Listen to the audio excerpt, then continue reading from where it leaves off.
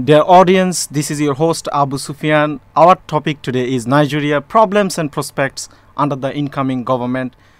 Today we will mainly discuss the last election of Nigeria and the insurgency of Boko Haram, and finally the future of Nigeria under the incoming government. Before we enter the main discussion, I'd like to introduce Nigeria to our audience very shortly. Nigeria is a West African country. It is called the Giant of Africa mainly because it is the most populous country in Africa, having 170 million people and has continent's largest economy. It is also the biggest oil producer in Africa. The country was under British colony since 1800 and it achieved its independence in 1960. Although it started its journey from 1960 as a republican country, only after 10 years of independence, military power ruled the country, and they ruled for nearly 3 decades. In 1999, democracy was restored. Since then, 5 presidential elections were held in Nigeria. Of all 5 elections, People's Democratic Party, PDP, won all 4 elections, except the last election, which was held a month ago. And this election, for the first time in the history of Nigeria, the new party, All Progressive Congress, came to power. The opposition candidate Mohammad, who was a former army general, won the presidential election by over 2.5 million votes. To discuss the Nigerian election and the impact of the election on the Nigerians, we have in our panel Abdulhakeem Adejumu, who is a PhD candidate at International Islamic University in Political Science Department. He also lectures in the same department. And Nurudeen Hassan, who is a former co-chairman of Academic and Intellectual Bureau of Student Representative Council at International Islamic University, Malaysia. Welcome to our program, Mr. Hakim and Mr. Hassan. So let us start with the most important question. Why is the 5th general election or the presidential election so important that it achieved such a huge media attention from all around the world? I will start with Mr. Hakim. Okay, first, I think Nigeria is very important in global politics, and the importance of Nigeria gives rise to the importance of the election. For example, it's the largest economy in Africa, and it's a very large market, about 160 million people. It's a very large market, and we are also, in terms of culture, intellectual capacity, human resources, natural resources, Nigeria is a very big player. Then again, there have been a lot of events that has been happening in the past 2 to 3 years with regards to the international terrorism, where we have the upsurge of the Boko Haram terror groupings. So it brought about, it became a very big issue, electoral issue. So it drew world attention into our election. Then, at the local level, this is the first time we will see all the opposition party coming together. That's why it's important. Yeah. We are going to Mr. Hassan. Why do you think that this is so important in the political history of Nigeria and people of Nigeria, the last election? Thank you so much. I think majorly Nigerians in diaspora, were very vocal this time around to have a change in the government, considering the antecedents of the ruling party, PDP.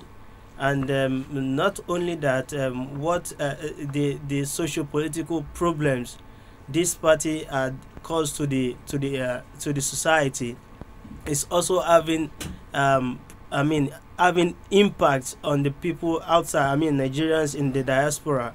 So they came together with one voice of having a change in government.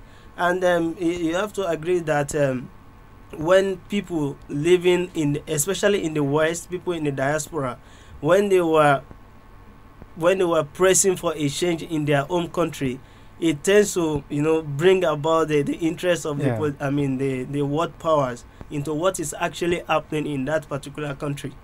So thank you. We are moving to the next question. Actually, the last election, it was the first time in Nigerian history that an opposition party won the election, but it was not an ordinary win. The difference is 2.5 million votes. What are the reasons behind this big win? Why Nigerian people chose APC the All Progressive Congress. Mr. Haque. Okay.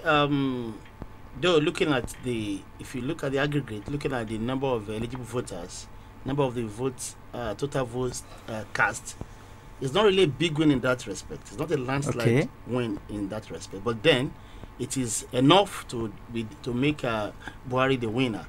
But having said that, you have to look at one thing. One factor that made the opposition party to gather so much votes, there are two factors. The first one is the misgovernance of the People's Democratic Party.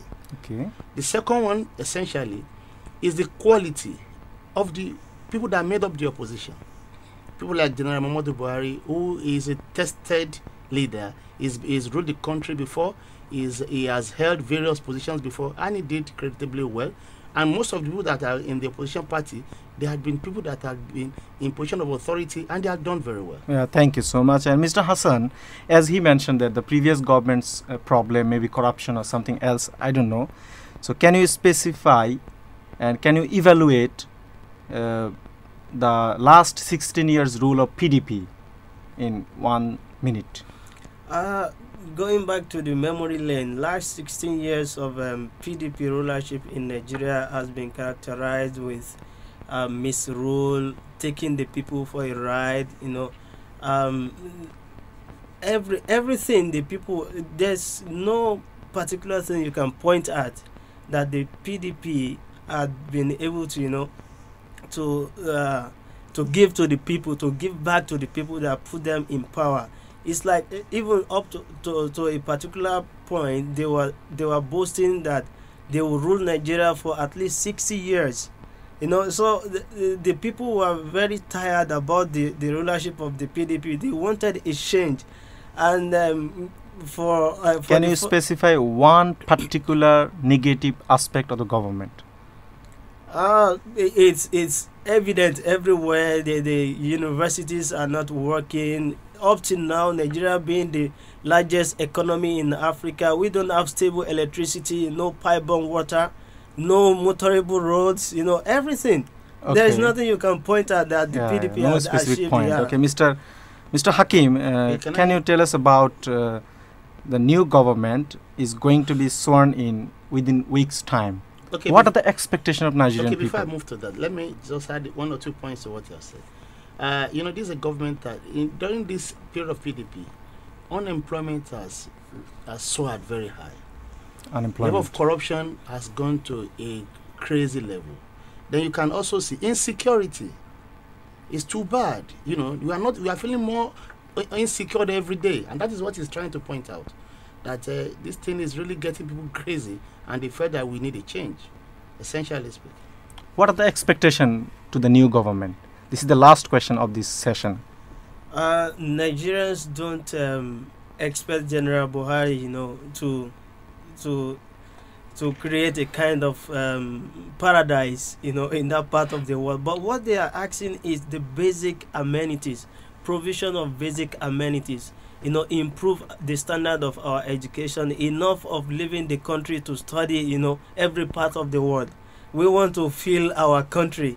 Then provide them stable electricity, let the people feel that let there be a kind of share of God-given natural resources in the country. We are really blessed by God, but this money, these blessings are being accrued by a very small portion Thank of you. Just a quick answer from you.